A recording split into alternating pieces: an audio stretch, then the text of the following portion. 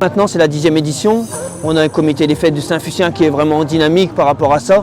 Et on a aussi Alain Ménussier qui joue bien le rôle au niveau bénévole. Donc c'est une organisation qui se déroule bien, qui se déroule correctement sans problème. On a eu 700 inscrits, toujours un petit peu moins d'arrivants, mais quasiment 700 participants aujourd'hui. Il y a à peu près 350 sur le 16 km, 125 sur le 8 km et 160 sur le 24 km. On garde depuis 3 ans le même parcours parce qu'il plaît vraiment aux coureurs et puis on sent que c'est vraiment un parcours qui est intéressant pour du trail.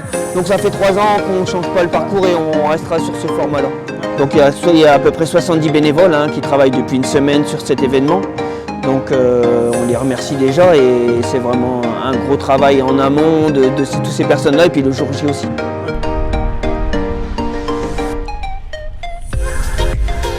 C'est un club qui a été créé par des universitaires dans les années 60, par des gens qui étaient sur l'université à Amiens.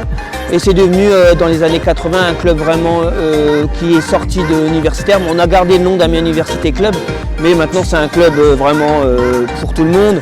Et vraiment on tient de plus en plus à le développer et faire que ça soit un club de quel que soit le niveau, quel que soit son handicap, quel que soit son âge, que les gens puissent adhérer au club en fait. C'est pour ça qu'on a 700 adhérents et on est vraiment sur toutes les facettes de l'athlétisme.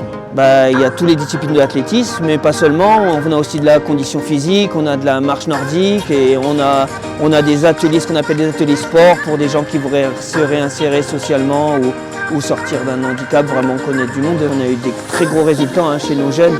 Sur les juniors espoirs, on a eu beaucoup d'athlètes qualifiés dans les équipes de France. Et vraiment des belles performances. Et puis c'est l'année où on est remonté en élite A avec l'équipe Interclub. Donc une très très grosse année en 2022. On espère que ça sera aussi bien en 2023. Il y a Juan Konaté qui est double champion du monde junior à la longueur. Il y a Maëlie Dama et Tiffaine Mauchamp sur la longueur fille qui sont dans les tops au bilan français. On a vraiment des jeunes très très forts. Et on en est fiers parce que ça montre que nos entraîneurs forment correctement les athlètes. Les objectifs,